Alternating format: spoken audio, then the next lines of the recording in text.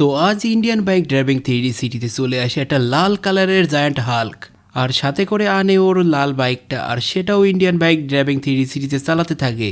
আর এগুলা দেখতে থাকে একটা ভয়ঙ্কর টাইটান, আর এটা দেখে ওই টাইটানের অনেক হিংসে হয়, আর তাই টাইটানটা বিল্ডিং থেকে নেমে পড়ে আর হাল্কের দিকে এগোতে থাকে। আর এটা দেখে হাল্কও থেমে যায়। তারপর টাইটান রেড হাল্কের কাছে আসে আর বলে, এই তোর কি জীবনের কোনো ভয় নেই? তুই জানিস না এই শহরটা আমার, আর এখানে গাড়ি চালানো মানা?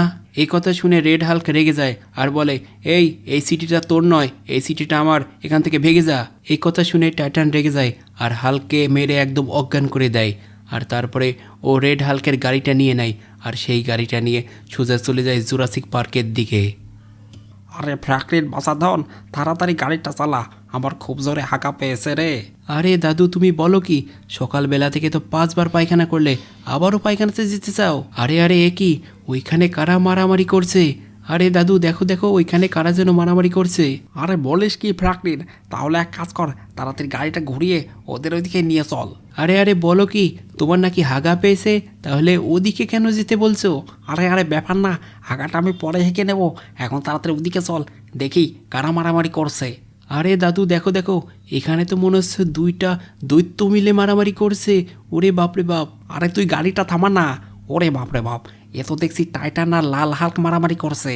আরে হ্যাঁ দাদু, আমিও তো তাই দেখছি। আরে আরে, এ কি? ওই দেখো, ওই টাইটানটা রেড হাল্ককে মেরে দিল। আরে বাপরে বাপ, কি মারা মারলো!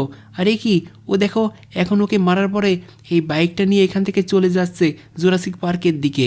আরে দাদু, দেখেছো?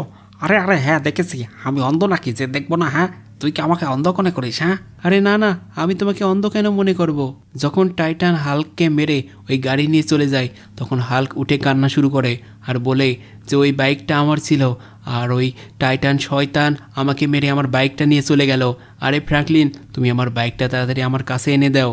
ফ্র্যাঙ্কলিন রেড হাল্কের সব কথা শুনলো, আর তারপরে ওর দাদুর কাছে এই সবগুলো কথা বলল। আরে দাদু, দেখেছো এই রেড হাল্কটা কি বলল? ওই শয়তান টাইটান নাকি ওকে মেরে ওর লাল কালারের বাইকটা নিয়ে চলে গেছে। এখন ও আমার কাছে সাহায্য চাচ্ছে, কি করব বলো?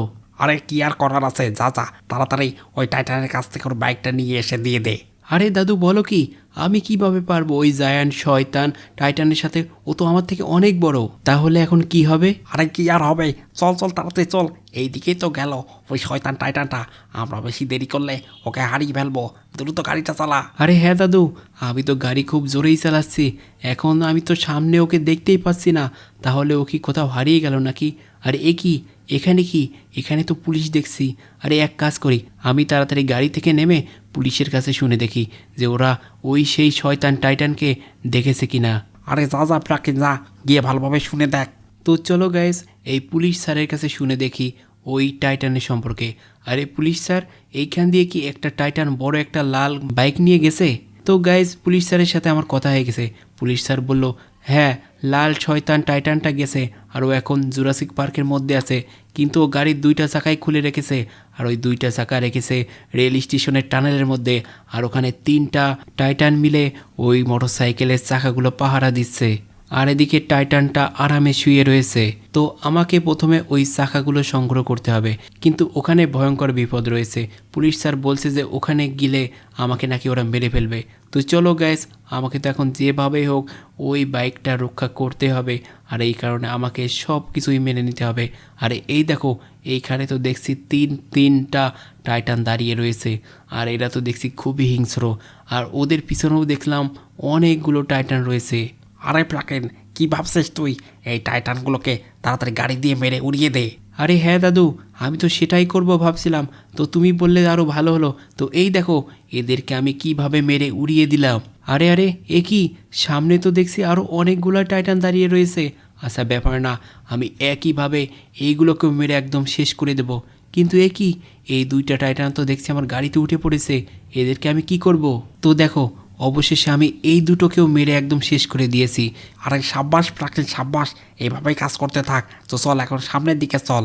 আরে হ্যাঁ দাদু, আমি তো ওদের সবাইকে মেরে দিয়েছি, এখন আমার মনে হয় না সামনে আর কোনো টাইটান আছে।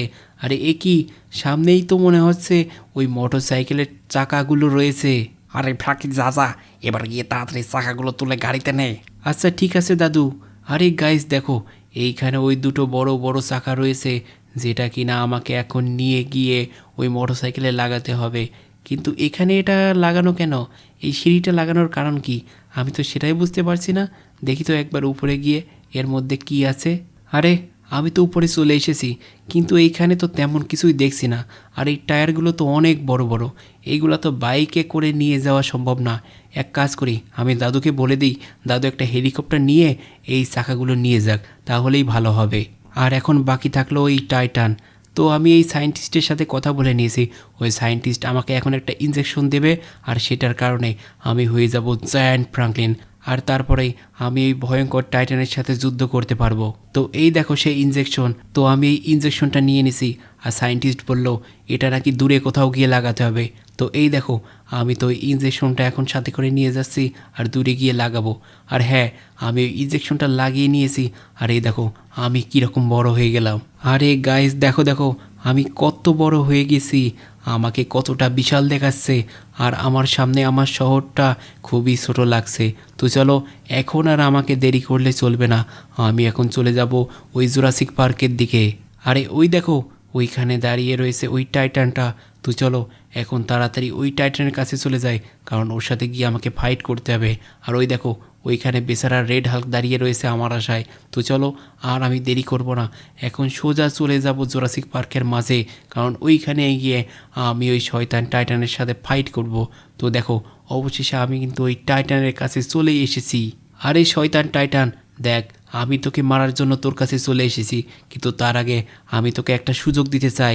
তুই ভালোই ভালোই ওই রেড হাল্কের গাড়িটা ওর কাছে ফিরিয়ে দে, তা না হলে কিন্তু তুই আমার হাতে মরবি। টাইটান বলল, আরে কি বললি তুই? তুই আমাকে মারবি? তুই যদি বাঁচতে চাস তাহলে তুইও চলে যা, তা না হলে কিন্তু রেড হাল্কের মতো তোকেও আমি মেরে দেবো। টাইটানের কথা শুনে ফ্র্যাঙ্কলিনের অনেক রাগ হয়, আর তখন বলে, তাহলে তুই আমার ভালো কথা শুনবি না? হ্যাঁ, তার মানে তোকে উচিত শিক্ষা দিতেই হবে, তা না হলে তুই দেখছি কোনোভাবেই শুধরাবি না। এই কথা বলে ফ্র্যাঙ্কলিন টাইটানের দিকে চলে যায়, আর টাইটানকে খুব জোরে একটা কিক মারে, আর সেই কিক খেয়ে ওই টাইটান ওইখানে অজ্ঞান হয়ে পড়ে যায়, আরও মরে যায়। আরে রেড হাল্ক, শোনো, এই হলো তোমার গাড়ি। দেখো, তোমাকে আমি তোমার গাড়িটা ফিরিয়ে দিয়েছি, তোমার কথা আমি রেখেছি। রেড হাল্ক বলে, আরে ফ্র্যাঙ্কলিন, তুমি তো এত শক্তিশালী, তা তো আমি কখনোই জানতাম না। তারপরেও যদি কখনো আমার সাহায্য লাগে তাহলে তুমি বলো, আমি তোমাকে অবশ্যই সাহায্য করব।